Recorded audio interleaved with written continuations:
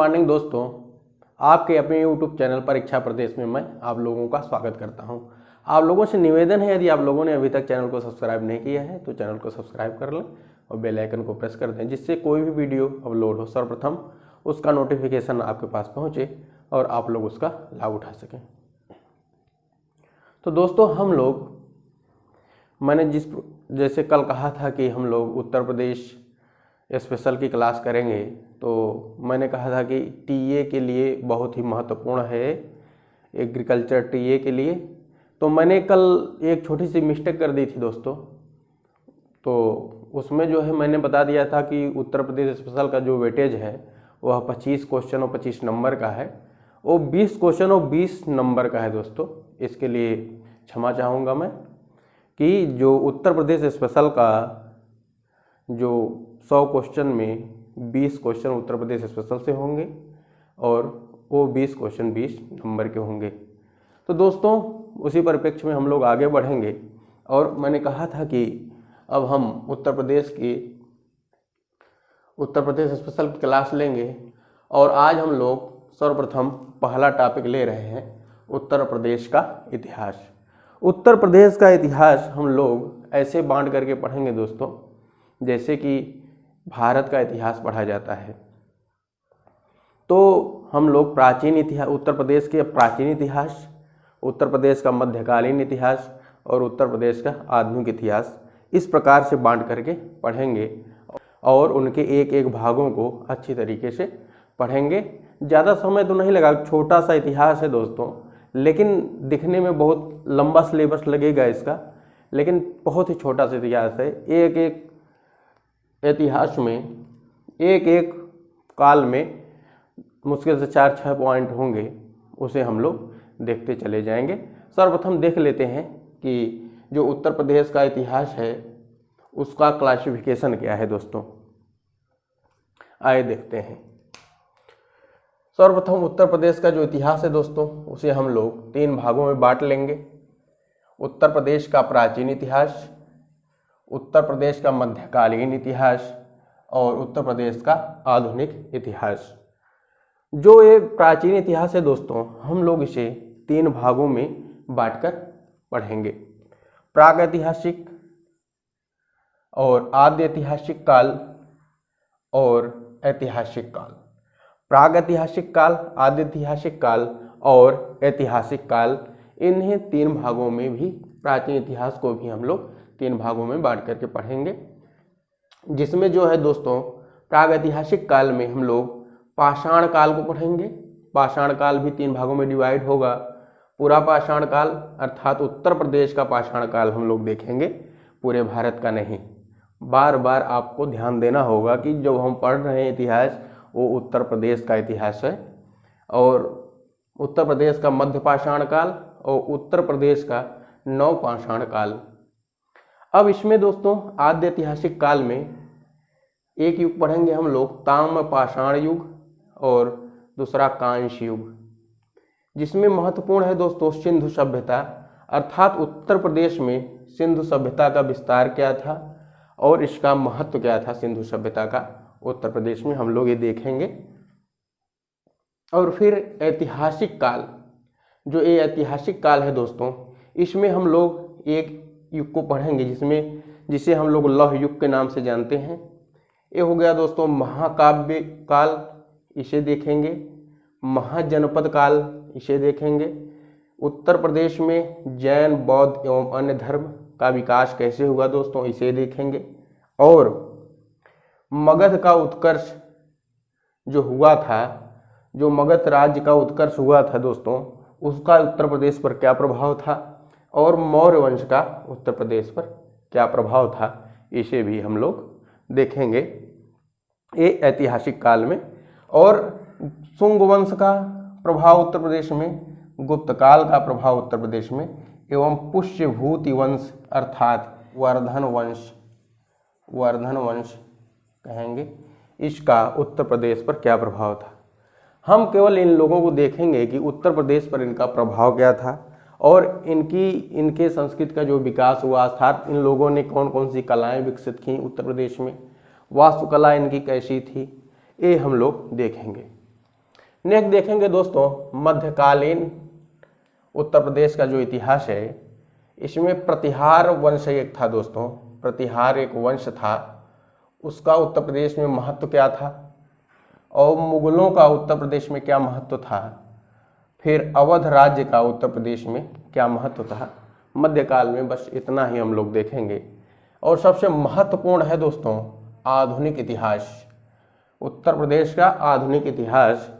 देखेंगे कि 1857 की क्रांति यह उत्तर प्रदेश में कहाँ हुई थी, किनके द्वारा क्रांति की गई थी उत्तर प्रदेश में, इसे देखेंगे दोस्तों। नेक्स्ट है दोस्तों भारतीय राष्ट्रीय कांग्रेस, अर्थात यूपी में इसका क्या महत्व था दोस्तों, ये हम लोग देखेंगे। खिलाफत आंदोलन का यूपी में क्या महत्व था, कहाँ से चला। असहयोग आंदोलन उत्तर प्रदेश को कहाँ प्रभावित करता है दोस्तों। स्वराज पार्टी उत्तर प्रदेश में कहाँ निर्मित हुई। सविनय अवज्ञा आंदोलन का उत्तर प्रदेश पर प्रभाव। क्रांतिकारी आंदोलन और उत्तर प्रदेश के रूप में परिवर्तन। हो सकता है दोस्तों इसमें एक दो टॉपिक और जोड़ दिया जाए, तो बहुत ज़्यादा नहीं है, दिखने से बहुत ज़्यादा लग रहा है इतिहास, लेकिन बहुत ज़्यादा नहीं है, हम लोग इसे अच्छी तरीके से कर जाएंगे। तो सर्वप्रथम दोस्तों हम लोग अब नेक्स्ट स्लाइड में उत्तर प्रदेश का प्राचीन इतिहास पढ़ेंगे। प्राचीन इतिहास में हम लोग प्राग ऐतिहासिक काल के विषय में जानेंगे और आगे देखेंगे दोस्तों। चलिए दोस्तों नेक्स्ट स्लाइड में हम लोग उत्तर प्रदेश का प्राचीन इतिहास देखेंगे।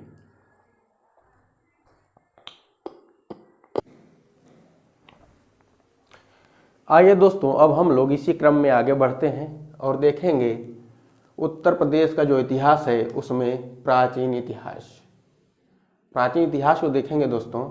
तो प्राचीन इतिहास को मैंने कहा था कि 3 भागों में हम लोग बांट करके पढ़ेंगे, प्राग ऐतिहासिक काल, आद्य ऐतिहासिक काल और ऐतिहासिक काल। अब हम लोग प्राग ऐतिहासिक काल की तरफ आएंगे और इसमें एक काल पढ़ेंगे दोस्तों पाषाण काल। क्या पढ़ेंगे दोस्तों, पाषाण काल।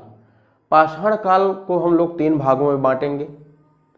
तो हो गया, पहला जो है दोस्तों यह हो जाएगा उत्तर प्रदेश में पूरा पाषाण काल का साक्ष्य, और दूसरा हो जाएगा दोस्तों उत्तर प्रदेश में मध्य पाषाण काल का साक्ष्य क्या है, और फिर तीसरा हो जाएगा दोस्तों उत्तर प्रदेश में नवपाषाण काल का साक्ष्य क्या है।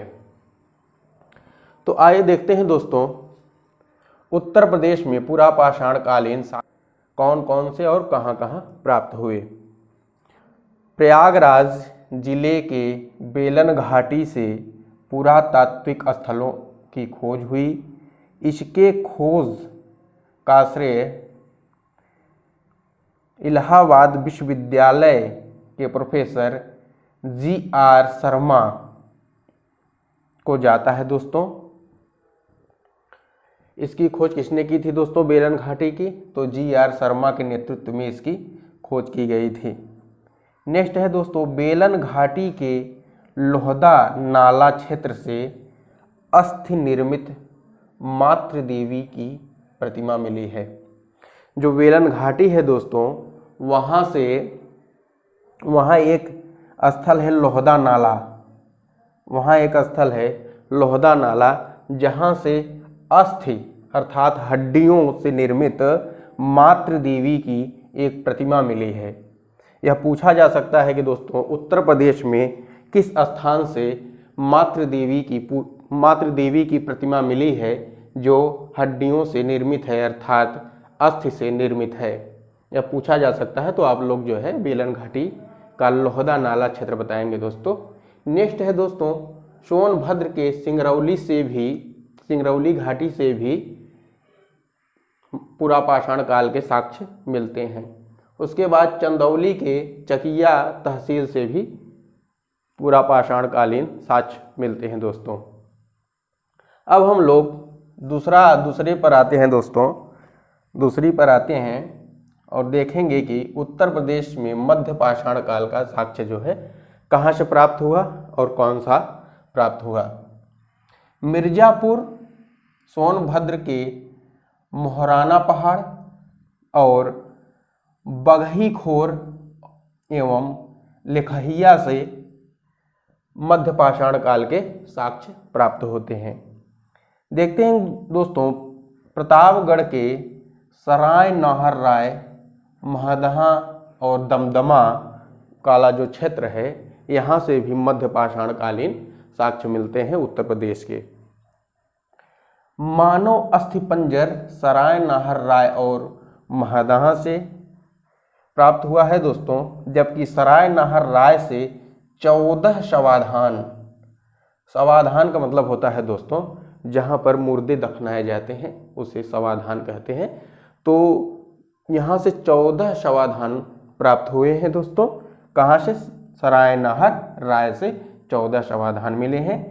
दमदमा से दोस्तों, दमदमा से हड्डी व सींग के आभूषण व उपकरण प्राप्त हुए हैं तथा 41 शवाधान मिले हैं दोस्तों। क्वेश्चन आ सकता है दोस्तों कि उत्तर प्रदेश के किस जिले से अर्थात या फिर उत्तर प्रदेश के किस स्थान से 41 शवाधान मिले हैं, तो आप लोग दमदमा बताएंगे दोस्तों।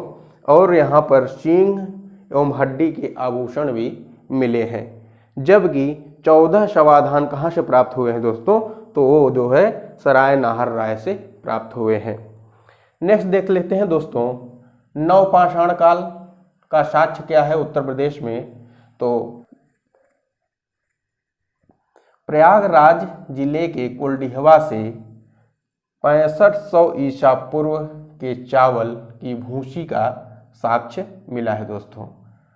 नेक्स्ट है दोस्तों, मिर्जापुर व सोनभद्र से भी नवपाषाण कालीन साक्ष्य मिलते हैं। प्रतापगढ़ से भी नवपाषाण कालीन साक्ष्य मिलते हैं।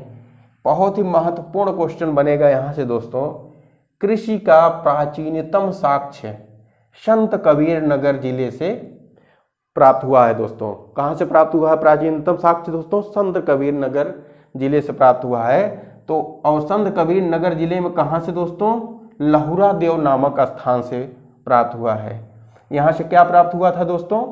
9000 से 8000 ईसा पूर्व में चावल का साक्ष्य मिलता है दोस्तों। मतलब 9000 से 8000 ईसा पूर्व के चावल का साक्ष्य कहाँ से मिलता है दोस्तों? संत कबीर नगर के लहुरा देव नामक स्थान से प्राप्त होता है। ये हो गया दोस्तों प्राग ऐतिहासिक काल में पाषाण काल। पाषाण काल जो है दोस्तों आज ये समाप्त हो गया है। अब हम लोग अगला पढ़ेंगे जिसे हम लोग कहेंगे आद्य ऐतिहासिक काल। अब हम लोग आद्य ऐतिहासिक काल के विषय में नेक्स्ट स्लाइड में देखेंगे दोस्तों। अब आइए दोस्तों, बता रहे हैं हम लोग कि अब हम लोग आद्य ऐतिहासिक काल देखेंगे। तो आद्य ऐतिहासिक काल में 2 प्रमुख युग हुए दोस्तों। एक है ताम्र पाषाण काल और दूसरा हुआ दोस्तों ताम्र कांस्य या कांस्य युग अर्थात कांस्य काल। तो जो ताम्र पाषाण काल है दोस्तों, इसमें जो मनुष्य था तांबे के साथ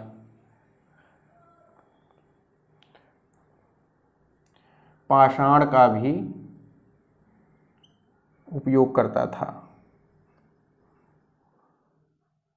करके उपकरण बनाता था। जो पाषाणकालीन लोग थे दोस्तों, वो एक केवल पत्थर के ही उपकरण बनाया करते थे। लेकिन जब मानव विकास कर रहा था, विकास करने के अगली चरण पर चलता रहा, तो उस समय यह तांबे के साथ पाषाण का भी उपयोग करता रहा। अर्थात यह भी कहा जा सकता है कि पाषाण के साथ साथ तांबे का जो उपयोग करने लगा, तो ऐसे काल को ताम्र पाषाण काल कहा जाने लगा। और उत्तर प्रदेश में ताम्र पाषाणकालीन 2 स्थल प्राप्त हुए हैं दोस्तों। एक मेरठ से प्राप्त हुआ है, दूसरा सहारनपुर में प्राप्त हुआ है।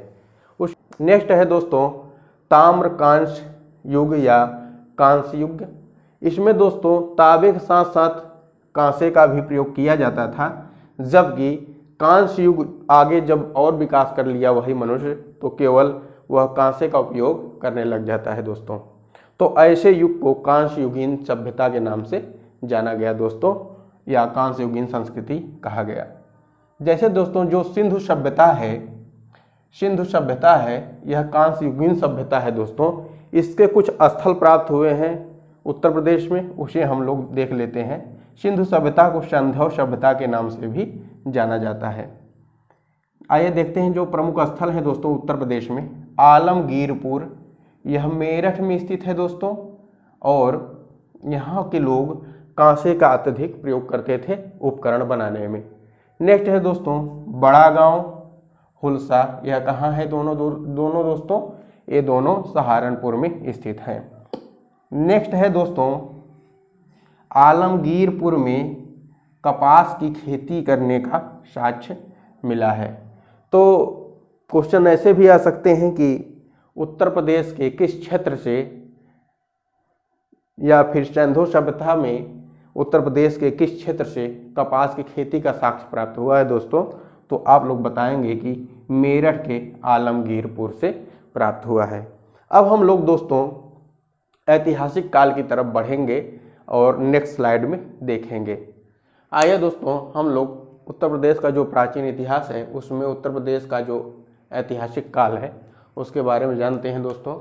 उत्तर प्रदेश के ऐतिहासिक काल को लौह काल भी कहा जाता है दोस्तों, अर्थात लौह युग भी कहा जाता है। इसलिए कहा जाता है कि जब हड़प्पा संस्कृति समाप्त हो जाती है तो लौह युग आता है। इसमें जो मानव था विकास कर गया और विकास के क्रम में वह जो उपकरण बनाने लग गया दोस्तों, वह लोहे के उपकरण बनाने लग गया।